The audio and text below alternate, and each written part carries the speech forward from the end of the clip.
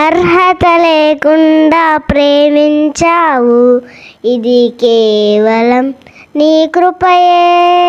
యోగ్యత లేకుండా హెచ్చించావు, ఇది కేవలం నీ కృపయే. లోకము నన్ను ఆకర్షించగా, అల్లరితనము నా చుట్టూ చేరగా, ఓటమి నా బ్రతుకును హేళన చేయగా, నీ కృపతో నన్ను బలపరిచితివి.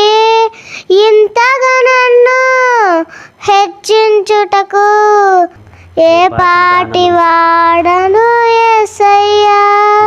నీ కృపకు ఎల్లప్పుడూ కృతజ్ఞుడను.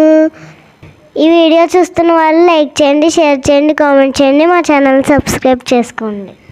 బెల్ ఐకాన్ నొక్కడం మాత్రం మర్చిపోకండి.